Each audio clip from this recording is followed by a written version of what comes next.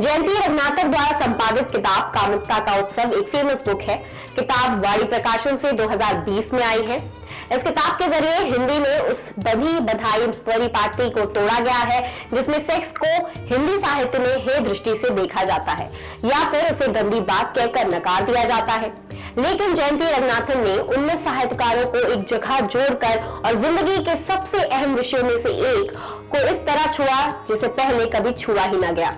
जैसे जयंती कामुकता का उत्सव प्रलय, वासना और आनंद की कहानियां की भूमिका में ही कह दिया।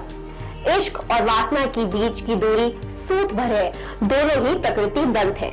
इंसान की जरूरत भी तो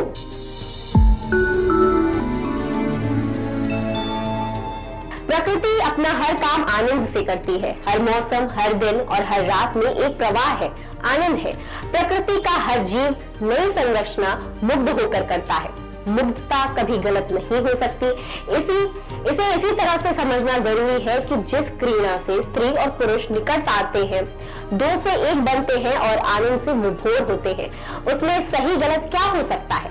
इश्क और वासना के बीच की दूरी सूत भर है, दोनों ही प्रकृति दंत है। दोनों ही प्रकृति दत्त है। इंसान की जरूरत भी जब तक हम इस विषय पर खुलकर बोलेंगे नहीं, मनपसंद लिखेंगे नहीं, पढ़ेंगे नहीं, तो अलमारी के बंद कोनों और बिस्तर में तकिए के नीचे की तलहटी में अंधेरा बढ़ता ही जाएगा। कामुकता का उत्सव जीवन में प्रणय, वासना और आनंद को लेकर लिखी गई है, जिसके संपादक जयंती रघुनाथन हैं।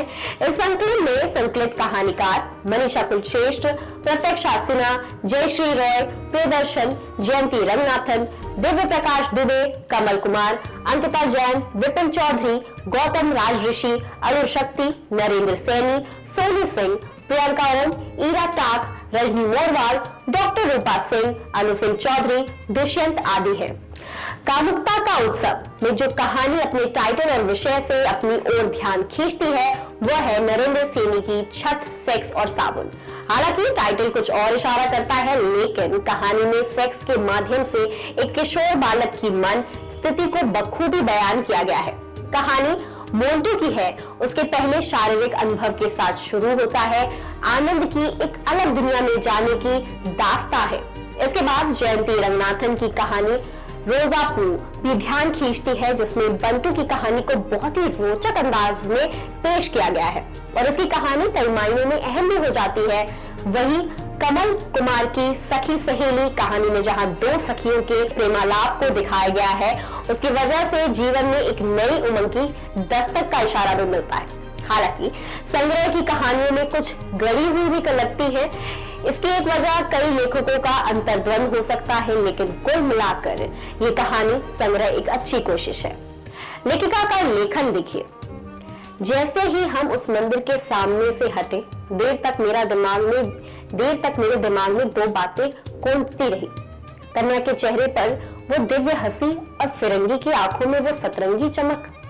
मुंबई लौटने के बाद अपनी कुछ महिला मित्रों को ये घटना बताते हुए ये बताने की कोशिश की कि हम किसी वक्त पर कितने संपन्न हुआ करते थे, धन से, मन से और तन से भी।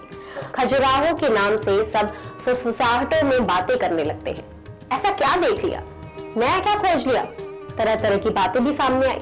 पर जिससे भी मैंने कहा कि सेक्स से संबंधित तमाम सोच को हम हमेशा एक गहरी काली अलमारी में बंद रखते हैं। वहां सूरज की तेज रोशनी में सबके सामने वो लड़की सेक्स से शर्मा नहीं रही थी, आनंद में थी। वो सूत्र को पकड़ नहीं पाया।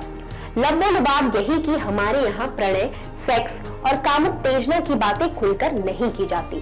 खासकर उस समय अपने परिवार और दोस्तों की जमघट में सेक्स पर बात करना सहज नहीं था। उसी दौरान मेरा सामना एक ऐसे वर्ग से हुआ जिसने मेरी सोचने की धारा को काफी हद तक बदल दिया। मैं धर्म योग छोड़कर सोनी टीवी में काम करने लगी। वहाँ पहली बार मैंने अपने साथ काम करने वालों को सेक्स पर खुलकर और आनंद लेकर बोलते हुए सुना। हमारे साथ काम करने वाली रश्मि ऑफिस देर से आई। बॉस ने सवाल किया तो सपाट आवाज में कहा, I was feeling horny in the morning. साथ का एक पुरुष कलीग लगभग रोज ही single not ready to mingle बालिकाओं को सेक्स के फायदे गिनाने से नहीं चूकता। अपनी यौवनता का खुलकर प्रदर्शन करती युवतियां मेरे लिए एक चुनौती की तरह थी। वे वीकेंड पर अपने साथी के साथ वो फिल्म मजे से देखती थी, उस पर बहस भी करती और अपने पार्टनर से अपनी परफेक्ट पोजीशन के बारे में भी खुलकर बातें करती। ये दुनिया मेरे लिए नई थी, मेरी सोच को विस्तार मिल गया। उम्मीद करते हैं आपको हमारा ये वीडियो पसंद आया होगा। ऐसी ही वीडियो देखने के लिए हमारे चैनल को भी सब्सक्राइब करें।